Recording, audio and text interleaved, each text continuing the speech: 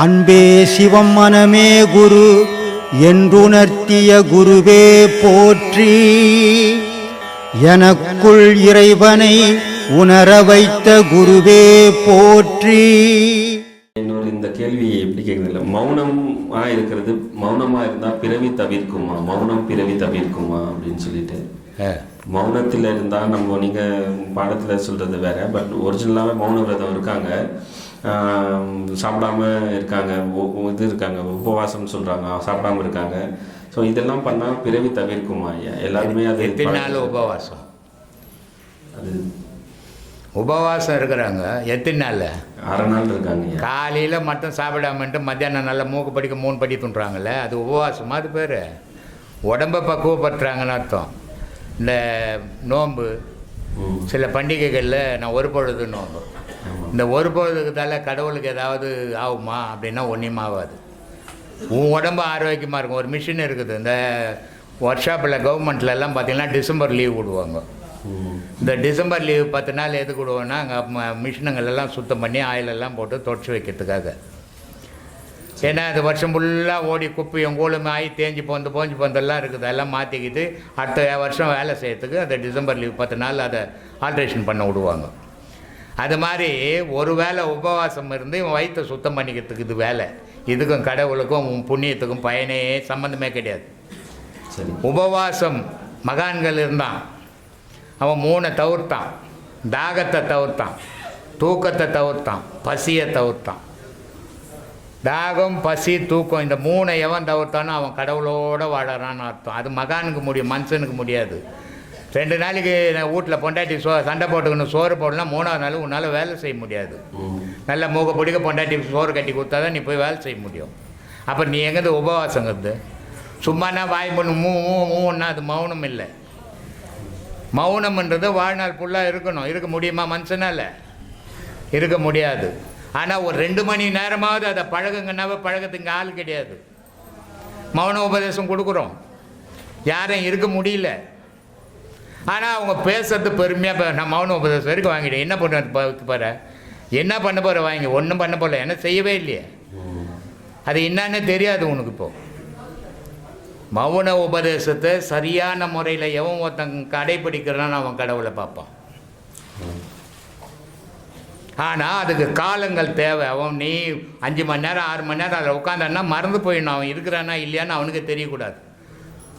அதனால தான் பாம்பாட்டி சொன்னான், உள்ளுக்குள்ளே உணர வேண்டும், உள்ளும் புறம்பும் மறிய வேண்டும், மெல்ல கண்ணலை எழுப்ப வேண்டும், வீதி புனலில் செலுத்த வேண்டும், கள்ள புலனைந்தும் கடிந்து விட்டு தெல்ல தெளிவான இதெல்லாம் எப்போ போதோ அப்போ தாண்டா அது தெரியும் அப்படின்னு. கடவுள் தெரிகிற காலம் எப்போ வரும்னா மனம் போய் ஆன்மாவோடு சேரும்போது தான் கடவுளை பார்க்க முடியும். மனமும் ஆன்மாவும் தனித்தனியாக இருக்கிற வரைக்கும் எந்த கொம்பனாலையும் கடவுளை பார்க்க முடியாது. இதெல்லாம் அடங்கணும்னா ஆசை அடங்கணும், முதல்ல செயல் அடங்கணும், சிந்தனை இறைவன் மேலே தூண்டணும், உலகத்து மேலே தூண்டக்கூடாது. அப்படி இருக்கிறவனுக்கு கடவுளுடைய காட்சி கிடைக்கும். மற்றவனுக்கெல்லாம் கற்பனையில் தான் சுற்றினுக்கலாம், நிஜத்தில் போக முடியாது. வதனின்னு ஒரு பொண்ணு நம்மக்கிட்ட ஒரு 5 வருஷத்துக்கு முன்னே உபதேசம் வாங்குச்சு, இங்கிலாந்துலேருந்து வந்து. அது இங்கிலாந்துலேருந்து புருஷன் இருக்கிறான், ஒரு பொண்ணு இருக்குது, ஒரு பிள்ளை இருக்கிறான். ஆனால் போரூரில் 2 மாதம் ரூம் எடுத்துக்கணும், அந்த மௌன உபதேசத்தை அது 2 மாதம் தனியாக இருந்து பண்ணிச்சு. அப்போ எவ்வளோ வைராக்கியம் இருக்கணும் பாரு. இங்கே உபதேசம் வாங்கிட்டு போய் அங்கே பொண்டாட்டிக்கு நான் மௌன உபதேசம் வாங்கினேன், ஏன் வாங்கிட்டு வந்தேன், நீ நான் எப்படி பேசுறதுன்றாங்க.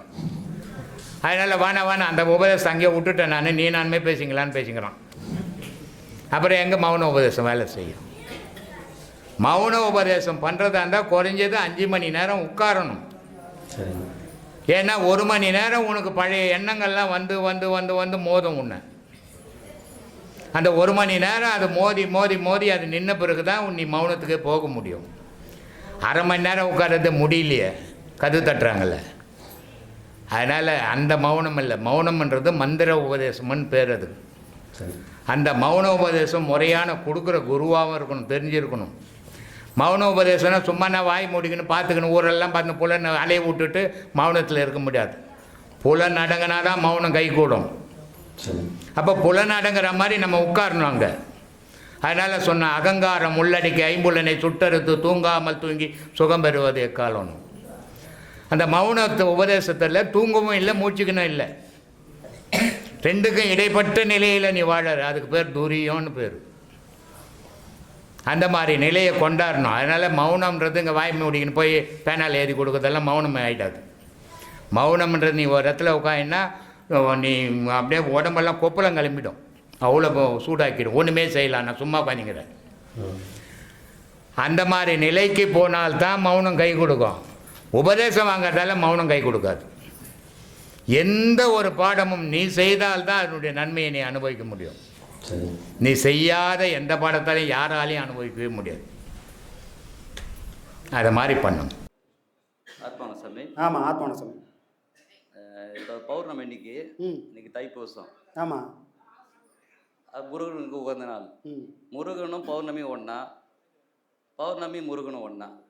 யார் முருகன், யார் பௌர்ணமி? இந்த மாதிரிலாம் கேள்வி கேட்டால் என்ன சாமி பண்ணுறது? முருகனுக்கும் பௌர்ணமிக்கும் நெருங்கிய தொடர்பு இருக்குது. ஆனால் முருகன் தான் பௌர்ணமியா, பௌர்ணமி தான் முருகனானா ரெண்டும் வேறு வேறு. பௌர்ணமின்றது ஒரு நாள், ஒரு திதி. ஆனால் இந்த பௌர்ணமி தைப்பூச நாள், அதுக்கு எதனா விசேஷமான, அது மிகப்பெரிய விசேஷம் இருக்குது. அது என்ன நாள் அப்படின்னா, சூரனை அழிக்கணும். முருகனே போய் ஒரு சூரன்கிட்ட போய் குஸ்தி போட முடியுமா? போட முடியாது, போடவும் இல்லை.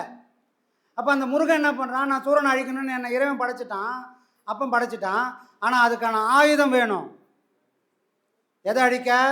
சூரனை அழிக்க முருகனால் முடியுமானா முருகனால் முடியல, முருகனோட ஆயுதத்தால் தான் முடியும். அந்த ஆயுதம் யார்கிட்ட இருக்குது? அம்பாள் கிட்ட இருக்குது. அந்த ஆயுதம் எப்படி இருக்குது? 3 பொருளாக இருக்குது. திரிசூலமாக இருக்குது. திரிசூலம்னா என்ன?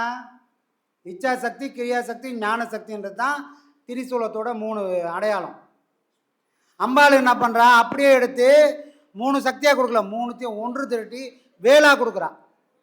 அப்படி சூரனை அழிக்கிறதுக்காக முருகனுக்கு ஆயுதம் தந்த ஒரு உன்னதமான நாள் இந்த நாள். எந்த நாள்? இந்த தைப்பூச திருநாள், இந்த பௌர்ணமி திருநாள். அப்போ முருகனை சூரபத்மனை முருகன் அழிச்சிட்டாரா? அழிக்கலை, ஆட்கொண்டார். அவர் அன்றைக்கி அழிச்சிருந்தாருன்னா நாமெல்லாம் தப்பிச்சிட்டு இருப்போம். அவன் என்ன பண்ணுறான், ஒரு முறையும் முருகன் கிட்டேருந்து தப்பிச்சு போனோன்னே தன்னோட உருவத்தை மாற்றிக்கினே இருக்கிறான். ஒரு உருவமாக மாறி போய் கடைசியில் மரமாக நிற்கும் போது தான் முருகனோட வேல் போய் தாக்கி, வேலும் இது மயிலும் சேவலுமா அந்த அசுரம் மாறுறான். ஆனால் அதே அசுரம் முருகனை ஏமாற்றிட்டான். யாரை ஏமாற்றிட்டான்? தெய்வத்தையே ஏமாற்றிட்டான். இன்னொரு வடிவம் எடுத்துட்டான். அந்த வடிவம் என்னது? நமக்குள்ளே இருக்கிற மனம்தான் அந்த சூரபத்மன். அதனால தான் நமக்கு நல்லது கெட்டது தெரியல, நியாயம் தர்மம் புரியல. அப்போ உள்ளே இருக்கிற அதே சூரபத்மன் மனமாக உள்ளே வந்துட்டான். அவனை நீ எப்படி அழிக்க போகிற? நீயும் முருகனாக மாறணும், நீயும் வேல் வாங்கணும். யார்கிட்ட வாங்கணும்? தாய்கிட்ட வாங்கணும். அந்த தாய் எங்கே இருக்கிறா? மூலாதாரத்தில் தான் யாருன்னே தெரியாமல் இருக்கிறா அந்த தாய். அப்போ நீ முருகனாக மாறணும். அப்போ என்னான்னு தெரியணும் உனக்கு? நீ முருகன் தெரியணும். நான் முருகன் எப்படி சாமி நினச்சது? கற்பனையில் நினச்சிக்கலாமா? மூச்சு தான் முருகன்.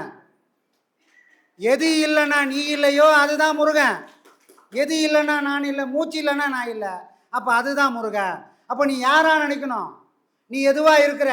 உன் மூச்சா நீ இருக்கிற. அப்போ உன் மூச்சை நீ பிடிச்சிக்கோ. உன் மூச்சில் உயிரை வை, உன் மூச்சில் மனசை வச்சால் என்ன நடக்கும்? அந்த மூச்சு தான் அம்பாள் கூட உறவாடும். அந்த அம்பாள் தான் சிவன்கிட்ட போய் சேரும். இவங்க 3 பேரும் ஒன்று சேர்ந்தால் மட்டும்தான் மனமாகிய சூரனை அழிக்கக்கூடிய ஒரு நிலை வரும். அதுதான் இந்த திருநாளோட தாற்பயம். இப்போ யாரை அழிக்க வந்துக்கிறோம்? மனமாகிய அசுரனை அழிக்க வந்துக்கிறோம். என்னைக்கு அழிப்பன் தான் தெரியாது.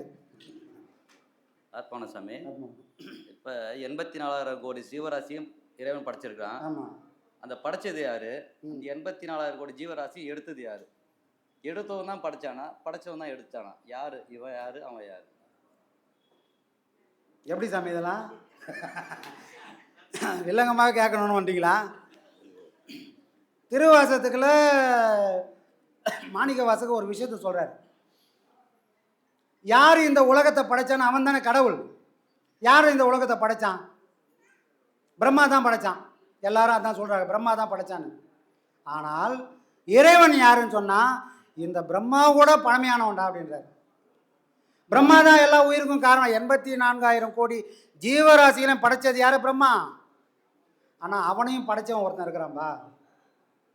சரி, ஓகே, சரி, பிரம்மா படைக்கிறாரு, விஷ்ணு காப்பாத்துறாரு. ஒரு காக்கும் கடவுள்னு ஒருத்தர் இருக்கிறாரு, விஷ்ணு தான் காப்பாத்துறாரு.